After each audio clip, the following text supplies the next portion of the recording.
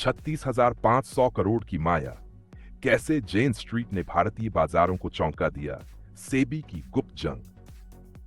अगर मैं आपसे कहूं कि भारतीय शेयर बाजार के इतिहास की सबसे बड़ी मैनिपुलेशन किसी ठग ने नहीं बल्कि वॉल स्ट्रीट की एक दिग्गज कंपनी ने की थी और 2 साल तक किसी को भनक तक नहीं लगी, ये उस कहानी की शुरुआत है जिसमें जेन स्ट्रीट ने भारत के बाजार को शतरंज की तरह खेला और अरबों कमाए जब तक सेबी ने पलटवार नहीं किया।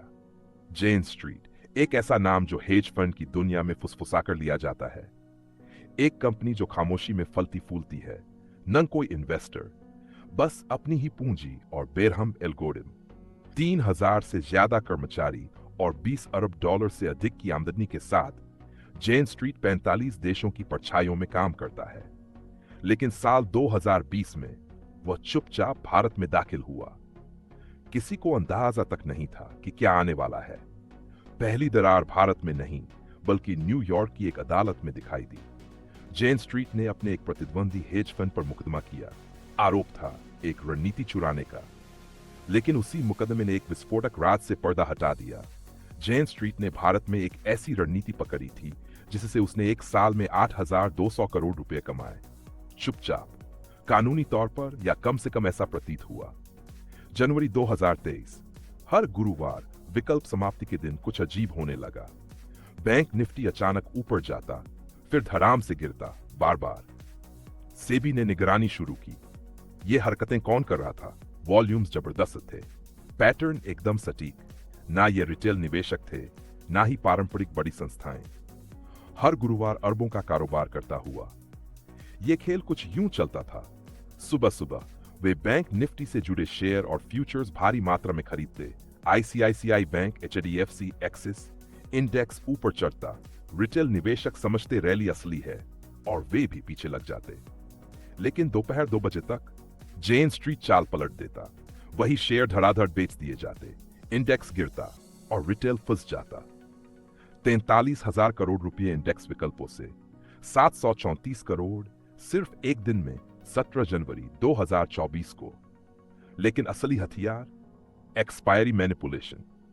विकल्प समाप्ति के दिनों में जेन स्ट्रीट ने कथित तौर पर अपनी ट्रेडिंग ऐसे समय पर की जिससे इंडेक्स का क्लोजिंग स्तर बिगड़ जाए। क्यों? क्योंकि विकल्प उसी दाम पर सुलझते हैं। एक छोटा सा टिक भी 100 करोड़ रुपए का फर्क ला सकता है। वे इंडेक्स को ऊपर धकेलते बस थोड़ा सा, या नीचे बस थोड़ा सा, और बाकी बाजार सोचता कि ये तो डिमांड और सप्लाई का खेल है, जबकि असलियत कुछ और ही थी। सेबी देख रहा था, चुपचाप आंकड़े इकट्ठा कर रहा था। 105 पन्नों के ट्रेड लॉग, 21 एक्सपायरी दिन, अरबों की ट्रेडिंग। फिर हुआ करारा प्रहार। जेन स्ट्रीट पर प्रतिबंध लगा, खाते फ्रीज कर दिए गए। 4,843 करोड़ रुपए को अवैध घोषित किया गया।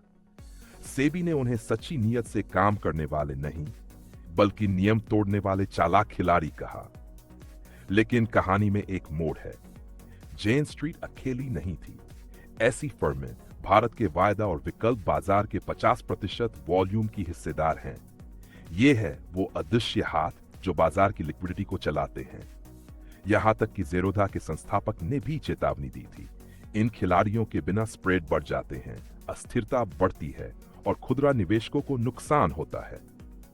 दुनिया भर में जेन स्ट्रीट खुली छूट वाले रेगुलेशन में फलता फूलता है।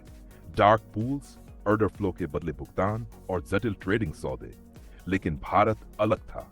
सेबी ने उन एल्गोरिदम की असलियत को भांप लिया और उसे कहा जो वो था, सही कीमत खोज की प्रक्रिया पर युद्ध। क्या ये बौद्धिक चालाकी थी या बड़े पैमाने पर बाजार का दुरुपयोग? जेन स्ट्रीट खुद को निर्दोष बताता है। उनका दावा है कि ये तो कानूनी आर्बिट्राज था, लेकिन सेबी कहता है ये धोखा था। अब मामला अदालत की ओर बढ़ चुका है, लेकिन नुकसान हो चुका है।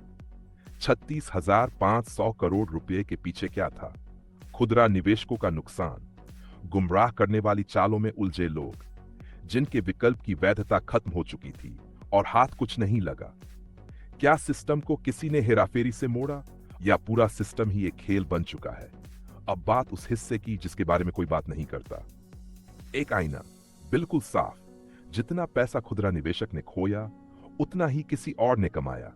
क्या ये सब बस जेन स्ट्रीट ने किया या कहीं कोई गहरी पाइपलाइन है, फर्म दर फर्म, सरहद पार?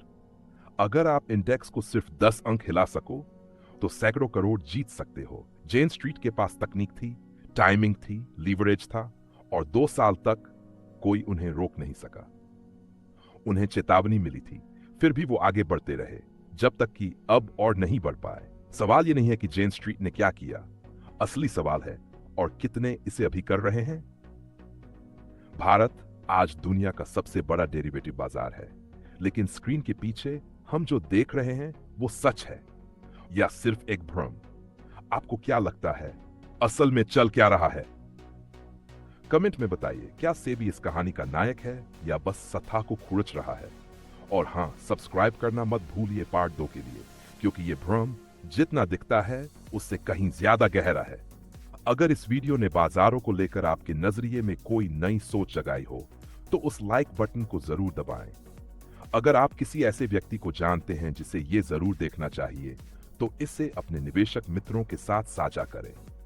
और अगर आप कभी भी वो अहम जानकारियां मिस नहीं करना चाहते जो आपके पोर्टफोलियो को दिशा दे सकती हैं, तो अभी सब्सक्राइब करें और घंटी का बटन भी ऑन कर दें। देखने के लिए धन्यवाद।